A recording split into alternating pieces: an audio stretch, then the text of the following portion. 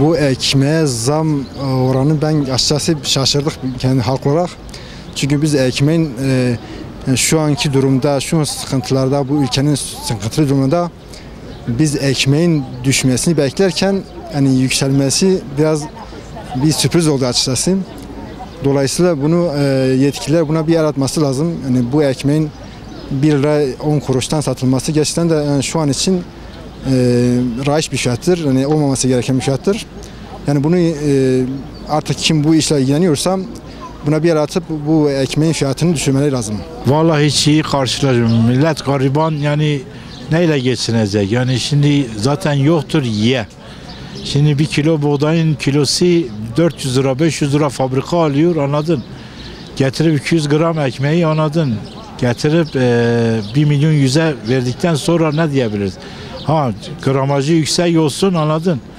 500 gram yapsın 1,5 yapsın. Ama 200 gram ekmeği getirip de 1 milyon 100'e verdiği zaman anladın. Arada çok şeyler var. 1 kilo buğdaya anladın. Bir tanesi 5 milyon süre geliyor. Yani bu alışverişi milletin üzerinde çıkarıp da yani milletin sırtına vurmakla iyi bir şey değil yani. Ona geldiyse her şeye gelir. Yani. Zaten zengin zengindi, fakir de zaten fakirdi daha beter oldu. Şimdi ben sana bir şey diyeyim. Ha iş yok, güç yok anladın. Şimdi iş olsa, fabrika olsa anladın. Millet geçimini sağlar. Bir kilo domatesin kilosu 5 milyondan aşağı değil. Ramazan geliyor. Kim evine 5 milyonda domates götürecek 5 nüfusu olan bir insan anladın. 2 kilo domates götürdüğü zaman 10 milyon ediyor. Ayda ediyor 300 milyon para.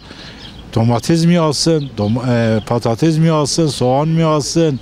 Hangi birisine? Zaten et alınmaya gelmiyor. Van'da zaten ekmek normalde her şeye zam yapıyorlar. Yani ekmek insanların en muhtaç olacağı şeylerdir. Fakirler nasıl yapsın bunu?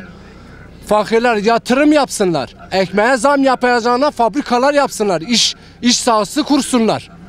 Hep gizlenmekle bu işler yürümüyor. Biz bu Van'ın nasıl bir çile çektiğini çok iyi biliyoruz. Bunu Türkiye'de biliyor. Bunu yatırımı ekmekten zam yapacağına halka yardım etsin, halkı işsizden güçsüzlükten kurtarsınlar. Ekmeğe zam yapacağına halka yardım etsinler, vatandaşlara destek olsunlar. İş oranları getirilsin, fabrikalar, yatırımlar yapılsın. Her şeyi farklı yönlere bağlamasınlar. Zaten bu ekmeğin indirilmesiyle farkı olan şey ne? Her gün bir zam yapıyor. Una zam yapıyor, yağa zam yapıyor, şekere zam yapıyor. Yani insanlar, fakirler ne yapsın? Benim arabam var, benim gücüm var. İşi gücü olmayan insan ne yapsın?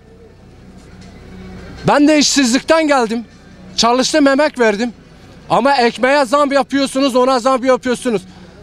Yani bir de düşün bu belediye olarak, bir görevli olarak bir düşün, bu halk ekmeklerini, halk fırınlar açın, millete yardım edin.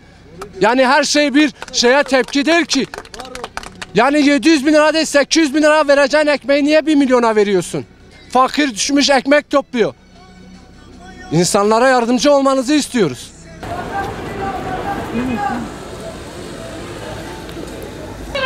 Yine zaten bizim burada zaten şu anda iş yok. Burada kazanacağımız 40-50 milyona 30-20 milyondur bazen.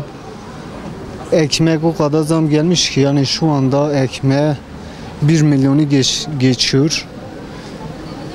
Yani bizim için çoktur. Bir eve normalde alacağın 10 ekmektir. En az 10 ekmektir. 10 milyon bizim için bu ekmeğe yani çok aşırıdır. En az da dedik belki düşer yani bir ekmek 800'e 750'ye düşer. Yükseldi birden. Yani bir yükselmesi milleti çok etkiliyor. Şimdi bunu ilk önce ben şunu söylüyorum. Türkiye geneline ve halkının geneline baksın ondan sonra zam yapmana gerekiyor. Zam mesela bazı insanlar şu anda zorla kendi şu anda bakıyor. Sen fiyatını o kadar yükseltiyorsun. Neyinden yükseltiyorsun bu kadar olarak? Şimdi bunu belki hani başka yerlerde anlaşma yapıyorsun. Bu şeylerde halktan çıkarıyorsun. Nasıl öyle bir şey mu olur? Hangi devlette bir sadece bir şehirde tek zam yapar öbürlerde hiç yapılmaz. Öyle bir şey olur mu Allah aşkına? En büyük bir hastalık olan budur. Ya Allah için yani Van'da aniden 200 bin lira ekmeğe çoktur. Nazara zaten iş yoktur. Millet perişandır. İşsizlik var. Ekmeğin hakkı 100 bin liraydı. 100 bin yine iyiydi. Yani kimse bunu kabul etmesin.